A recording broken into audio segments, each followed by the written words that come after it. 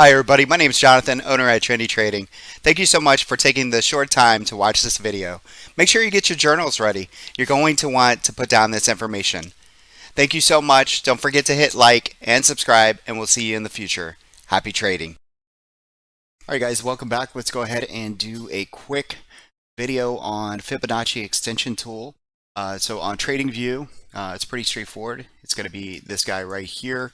And remember, you can come over here, click the star, and this is going to put this icon or this tool marker right up here on the top, make it easier for you.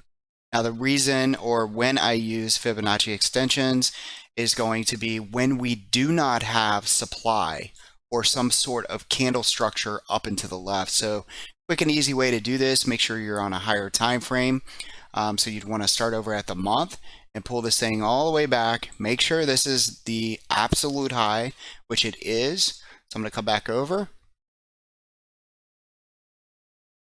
And I get a lot of questions around this. The targets work really, really well, but what a lot of people don't understand is that where you place your Fibonacci extension depends a lot on your time frame of the trade. So for example, if I were coming in here this morning and I want to intraday trade, I would not select all the way back here, because the further that we go back on a Fibonacci extension, the further away the target's going to be. And let me just go ahead and show you that. So for example, if I were to choose this range here and come up to the pivot high and select this, it would give us a 23.6 extension of $184, and current price is $165. If you're going for $184 on the intraday, then that's just silly, right?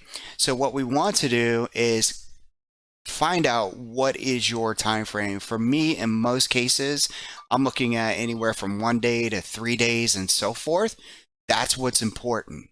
Okay, so I'm going to pull this up, and I find the inside and up, okay, which your scripts are already doing that for you. You know, you could see it stands out. I'm going to go from the recent rally after that and use the lowest pivot, so right here. And let me go ahead and show you. I'm going to zoom in so that you understand. This is the inside and up that I'm looking at. The structure itself, okay, is right here. So I have to use this pivot low. So I'm using this pivot low and I'm using this high to come up with my extensions.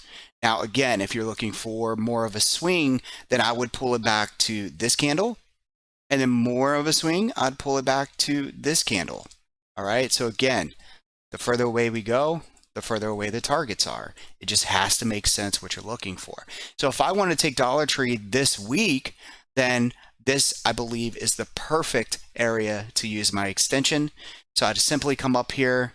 I'm going to draw a box from the 23 into, let's say, about the 50, just like that. You could keep these on here as well. I do this to make it a little bit easier for you guys. I just want to put a box on there. All right, and then I'm going to select my tool here. I'm going to come down just a little bit below my box. I'm going to select target. I'm going to push this right above there. And I want to make this red so we don't get confused. So this is going to say trim, just like that. All right. Now, just really quick lesson. Let's use our regular fibs. Let's use that same rally that we just used on the extensions. And we're going to find the 23.6, and this is going to be my support for this trade right now. So 163 would basically be my stop, if you will. If you were going in several contracts and you're just starting, that would be an add for me. All right, so it just depends on how you're approaching. So this is our support. This is our extensions. We'll come back and take a look towards the end of the week and see how this worked out. If you guys have any questions, reach out to me, and we'll see you soon.